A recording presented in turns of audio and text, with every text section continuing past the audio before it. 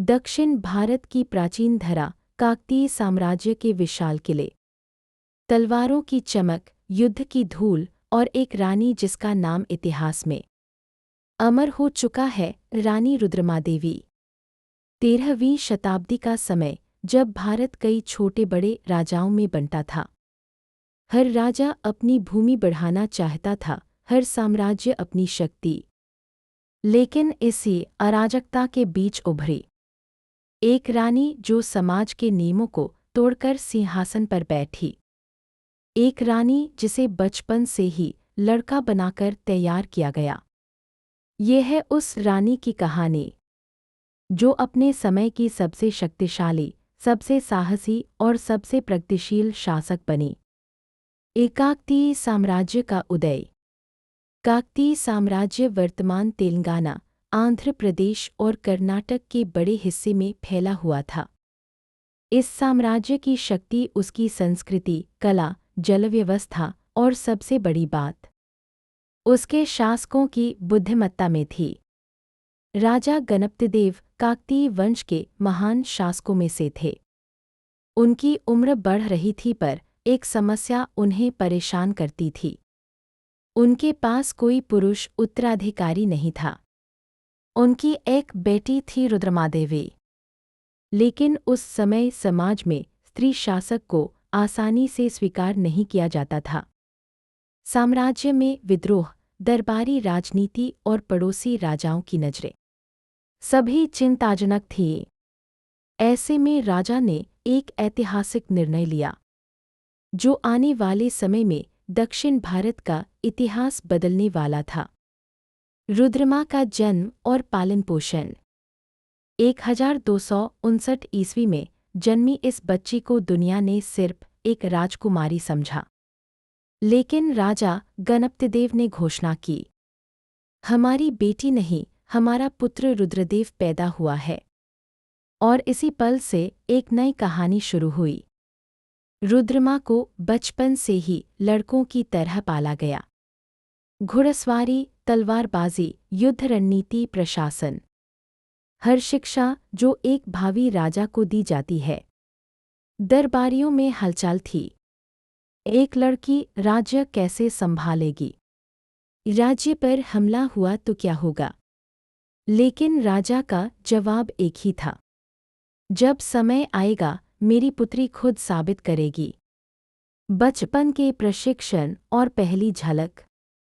बचपन से ही रुद्रमा बाकी बच्चों से अलग थी।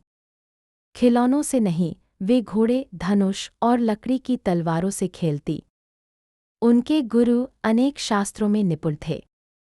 युद्ध कला, धनुर्विद्या, अश्वारोहण, राजकाज, कूटनीति, शास्त्र और वेदों का ज्ञान।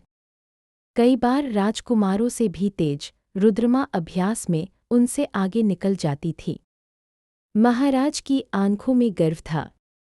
दरबार में पहली बार जब रुद्रमादेवी ने घोड़े पर बैठकर एक नकली युद्ध अभ्यास किया, तो पूरा महल तालियों से गूंज उठा। दुश्मनों पर तेज नज़र, हाथों में संतुलन और चेहरा साहस से भरा हुआ। गद्दी का उत्तराधिकार।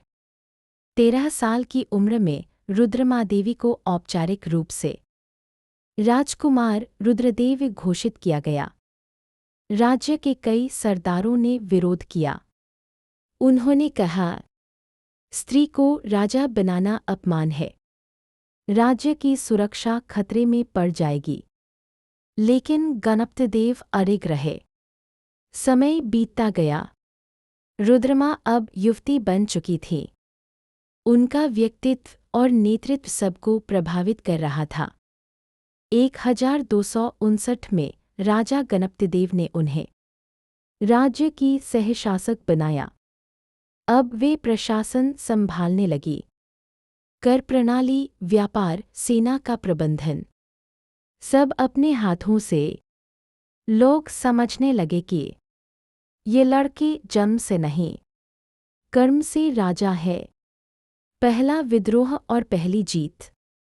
लेकिन हर चमक के पीछे अंधेरा भी होता है। काकतीय साम्राज्य में कुछ सरदार रुद्रमा के खिलाफ साजिश कर रहे थे। सबसे बड़ा विद्रोह शुरू हुआ। जरल कीला, अंबादेवा और कुछ नायकों ने मिलकर बगावत की। उनकी मांग सिर्फ एक थी, एक स्त्री को राजा स्वीकार नहीं। विद्रोहियों ने कई किलों पर कब्जा कर लिया। स्थिति खतरनाक हो गई। अब समय था कि रुद्रमा देवी खुद मैदान में उतरे। पहली बार 13वीं शताब्दी की धूप से तपती धरती पर एक युवा रानी घोड़े पर सवार हुई, तलवार और ढाल के साथ थे। निडर। पहले ही युद्ध में उन्होंने विद्रोहियों को हरा दिया। विद्रोही समझ गए, यह सिर्फ एक रानी नहीं, एक योद्धा है। अंबादेवा का विद्रोह और बड़ा संघर्ष। अंबादेवा यादव वंश का ताकतवर सरदार था। वह सोचता था कि रुद्रमा देवी को हराना आसान है। उसने काकतीय साम्राज्य की सीमाओं पर हमला कर दिया। गांव जला दिए गए, सैनिक मारे गए। रुद्रमा देवी ने कोई देरी नहीं की। उन्होंने पूरी सेना को जुटाया और एक ऐतिहासिक युद्ध के लिए निकल पड़ी। युद्ध कई दिनों तक चलता रहा। तलवारों की टक्कर, घोड़ों की दौड़, तीरों की बारिश, नगाड़ों की आवाज़, सैनिकों का हौसला। रुद्रमा देवी बीचों बीच लड़ रही थीं। उनकी बहादुरी देखकर सेना उत्साहित हो उठी। अंत में अंबादेवा को पीछे हटना पड़ा। काकतीय साम्राज्य की धरती एक बार फिर सुरक्षित हो गई। लोगों ने पहली बार महसूस किया, हमारी रानी मैदान में सबसे आगे लड़ती है। रुद्रमा देवी के प्रशासनिक सुधार। युद्ध सिर्फ उनका एक रूप था। उनका दूसरा रूप उनसे भी ज्यादा प्रभावशाली था। एक दूरदर्शी शासक। उन्होंने अपने शासन में कई बड़े सुधार किए। बढ़ा चेक मार्क, किसानों के कर कम किए। गरीब किसानों को भूमि और बीज दिए। बढ़ा चेक मार्क व्यापार को मजबूत किया। दक्षिण भारत के व्यापार मार्ग खोले। मिसालों और वस्त्रों के निर्यात को बढ़ाया। बढ़ा चेक मार्ग जल प्रबंधन प्रणाली बनाई। बांध, झीलें, तालाब, सैकड़ों जल संरचनाएं बनवाईं, जो आज भी मौजूद है। बढ़ा चेक मार्ग महिलाएं सेना और प्रशासन में। उन्होंने महिलाओं को सेना, कर व्यवस्था और कुछ न्यायिक पदों में स्थान दिया। बढ़ा चेक मार्ग कला और संस्कृति को बढ़ावा। मंदिरों, किलों और मूर्तियों का निर्माण कराया। वारंगल किला उनके शासन का सर्वोत्तम उदाहरण है। उनके शासन में काकतीय साम्राज्य धन, शक्ति और संस्कृति में सबसे ऊपर था। अंतिम युद्ध और रानी का बलिदान। कहानी अपनी चरम पर पहुंचती है। दुश्मन एक बार फिर खड़े हो जाते हैं। इस बार खतरा और भी बड़ा था। दक्कन के कई राज्यों ने मिलकर काकतीय साम्राज्य पर हमला किया। रानी उम्रदराज हो चुकी थी, लेकिन उनका साहस वैसा ही था। युद्ध शुरू हुआ और रुद्रमा देवी स्वयं अपने सैनिकों के साथ लड़ रही थी। कहते हैं, उन्हें घात लगाकर मार दिया गया। कुछ कहते हैं अंतिम सांस तक वे लड़ती रहीं।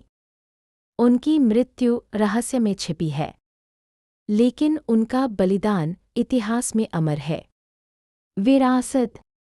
उनकी मृत्यु के बाद भी काकतीय साम्राज्य कुछ वर्षों तक टिका रहा। उनके सुधारों, प्रशासन और व्यवस्था के कारण आज सदियों बाद भी तेलंगाना और दक्षिण भारत में उनका नाम गर्व से लिया जाता है। शक्ति, नेतृत्व, बुद्धिमत्ता और साहस। रुद्रमा देवी सिर्फ एक रानी नहीं, एक युग थी।